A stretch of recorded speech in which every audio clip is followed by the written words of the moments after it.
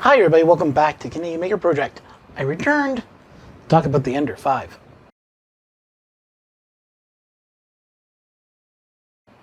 Hi everybody, welcome back to the Canadian Maker Project. My name here is Ron. I'm here to help you with your creativity and talk about 3D printing. So today we're looking at Ender 5. Now this is the Ender 5 Pro. Now, how can I explain this? This review is going to be kind of weird, and bear with me, it's going to take a grain of salt because a lot has gone on with this printer that kind of skews it a little, but you'll understand when I talk a little bit more about this. So I picked up the Ender 5 Pro when it was on sale on a Creality sale, big time sale. It was a really good price. And what I did is I picked this baby up. I paid about maybe $300 for it, Canadian, which was a really good deal. And it's been an interesting build. The printer itself claims to be 210 by 210 by a build of 300. Now, really, the build plate is the same size as the Ender 3 that I have right here, which we know is 235 by 235. So some adjustments are going to have to be made. Like, I know that right now, where this little clip is right here, I got to move that back a little bit more so I can get the 235 by 235. Now, usually I don't print, usually I go with a metal plate like this style, but I've been using the Ender 5 floppy mat, and it's been working great. The printer itself is a little bit of a mystery in itself. Now, why did I say this is an iffy type idea? Well, when I first received my Ender 5, the board was missing a capacitor. The capacitor actually fell off the board. I'll have a link to the video where we did a live build of the unit. Well, the capacitor fell out and there was some problems with it. And at the same time, I just didn't feel safe to run that board with that capacitor missing because I knew there were going to be problems and I really didn't want to mess with it. The board was toast. So I called Creality. Creality gave me the runaround. And then all of a sudden they realized, oh, he's right. We need to send him a new board. So they sent me a new board, and that was a hassle and a half. Oh, man, this has been fun trying to get this new board. But anyways, the new board's in here. This is running the 32-bit board, not the 8-bit board that comes originally with the Creality printers. Not such a sad thing. Fine. Itself, how is the printer performing with that board in there? It is phenomenal. It is quiet. It is quick.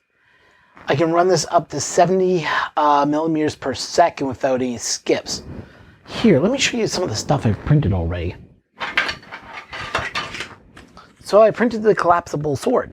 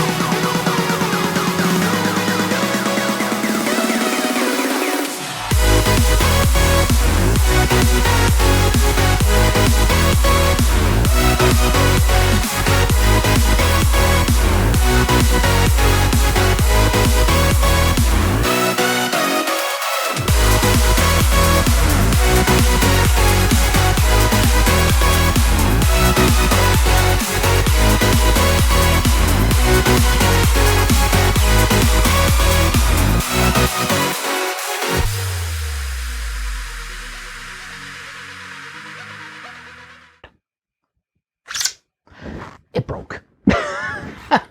Before filming this, the sword actually hit the bottom of the bed, of the floor here, which is concrete, and broke the tip. The whole tip is here, and was working great until that happened.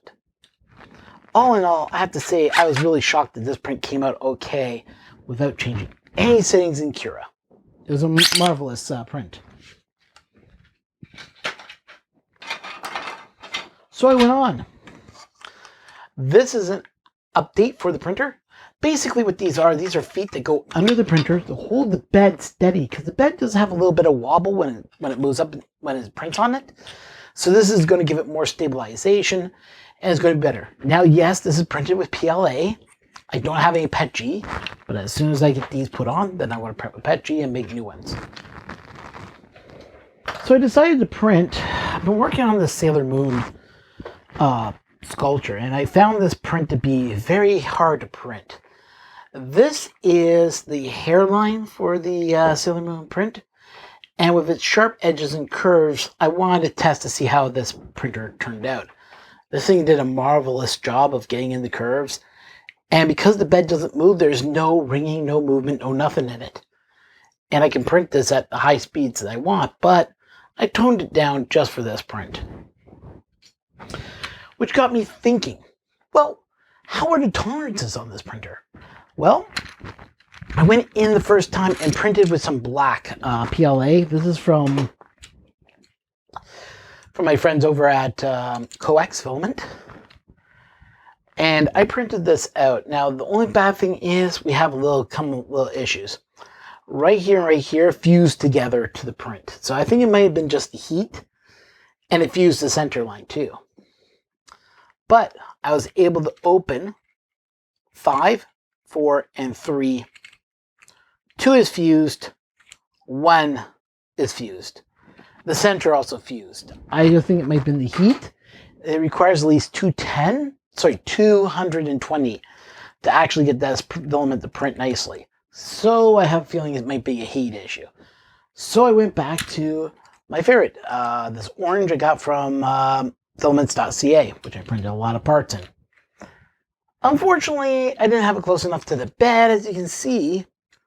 But what was interesting is I was able to get all the way from 5, 4, 3, 2, and almost 1. So I'm going to say probably it has a 0.3 threshold that we can go at. All in all, this printer has been a workhorse. I haven't had a problem with it. I haven't had any major spaghetti incidents yet.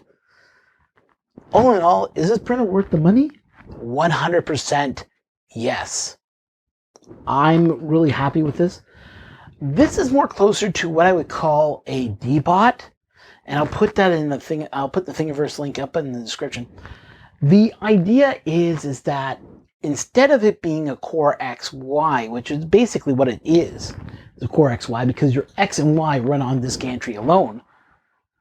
The thing is, they did it as a D-bot style, which still uses wheels instead of linear rails, giving you that extra speed boost without losing any quality. All in all, I'd say this is probably one of the most, well, I wouldn't say most, I'd say probably one of the best printers so far I've used in the Creality lineup.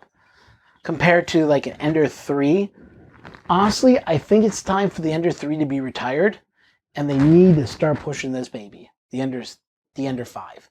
And maybe even the Ender 6, which I don't have yet because I can't afford one. Hey, if you want to help me out, you guys can always help my Patreon account. I know, I had to put that in there. But if you guys want to help us out, that would be helpful. I mean, look at the description down below. All links that I put down below are, for you guys to look at and help me out.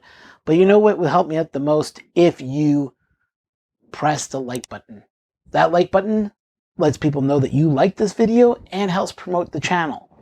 Also, don't forget to hit the subscribe button so you never miss when I go live. Like when I went live with building this baby. Or another printers that I have to review, which is coming up soon. But I want to take this few seconds to say, yeah, I know I've been kind of disappeared for a couple weeks. It's been a busy months. With my work and everything else, I haven't had time to actually record anything. I come home exhausted, dead tired. But I'm hoping to put out some more videos for you guys soon. If there's anything that you guys are interested in, or would like me to get a review, or would like to see me do more of, comment down below. I'd like to know, because to grow this channel doesn't grow without you guys. So I want to thank you guys for sticking around and waiting for this video to drop. So once again, guys, if this has been a printer that you're interested in, check out Banggood, check out wherever you can buy your printers. I can tell you right now, this printer will not disappoint. Anyways, guys, thanks for watching. Have yourselves a great day, and I'll catch you in the next one.